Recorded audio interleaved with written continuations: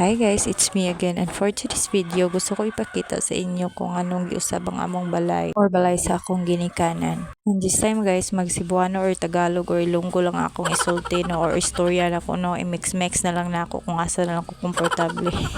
Kay dool man mi sa bulkan ng Puyo guys, pag June 3, 2024 ning buto ang bulkan. Unya kay ang katong iya bitawng gibuga bitaw nga mura bitawng mix sa semento guys, diri paingon sa amo ana assassin na mo daghan kaayo. After 6 months guys, ang among atop grabe na gud katulo. So atong pag December guys, nag-decide na gid akong mga papa nga ipausab na lang gid ang balay kay naa sila gamay kwarta nga naipon. So kaming mga anak nagambag-ambag na lang pud mi sa igo ra pud namong makaya. So November pa lang guys, grabe na jud katulo ang among balay ug mag-ulan. Kay namin nakita ang mga panday guys, pero January pa daw ang ilang available. So while naghulat mi sa mga panday, nagkagrabe gid pud ang pagtulo niya every time ulan guys, kay ngano nagkanipis gid kaayo ang among mga sin. Gamay na lang kayong space nga walay tulo, hasta nagud sa among mga higdaanan na nagid puy mga tulo-tulo. So nag-decide mi guys nga among ipasaka para butangag mga tabon ang mga dagko nga mga bangag. Kay wala pud giswerte ta nang nagsaka guys, na step pud siya anang mga walay kahoy di na bangag pug samot.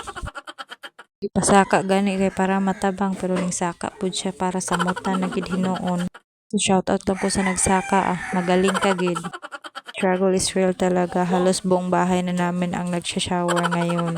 Buti na lang talaga, mabilis lang ang panahon ngayon. Ito na, dandahan na kami nagpa-deliver ng mga materials at iba pang mga kailangan para sa bahay. So kumuha ang papa ko na 4 na karpintero para mabilis lang. Thank God talaga dahil may konting pera na naipon ang mga magulang ko. At kami din dahil nakatulong din kami kahit papaano. Pero hindi din kami makatulong ng malaki dahil after nito kami naman ang mapaplano nagpagawa ng bahay. Napaka-blessed mo no, kay kabalo gid ang Ginoo unsa gid kalisod ug mag-ulan. So 1 week and a half ito na yung natapos nila. So amo na lang pong gipatas ano kay para tingpong-ting init, dili siya init sa sulod. Kining daan na mga balay guys ug tingpong-ting init, grabe gyud ni siya kainit. So amo ra ta siya ipa-renovate guys, pero paglanta na mo ani among mga kahoy mga gipanghaligi kay grabe na magid siya kagabok, di man pwede i-renovate lang. So diri na ko nakita guys nga di gid lalim ang galastuhon kung magpahimo kag balay. So bless me sa part nga biskag problema na ako may ikakaya og pahimo sa balay.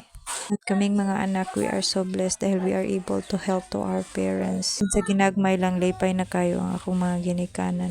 So lahi po datong kalipay og makatabang po sa atong mga ginikanan. So kay gubuo naman ang karaan nga balay guys, mo na naginahinan na lang po mighawas sa among mga gamit. Maayo gani guys, may bakante nga balay diri duol sa amua, dito lang sa aming mga tulog, pero ang ubang mga gamit amo lang sang ipambilin diri sa sulod sa balay. So grabe jud ka maayo ang Ginoo diri sa amua kay wa jud mi niya pasag diba. Ma-update ra niya og usab ug mahumanan ni ang among balay. Thank you for watching guys. God bless us all and keep us all safe. Bye.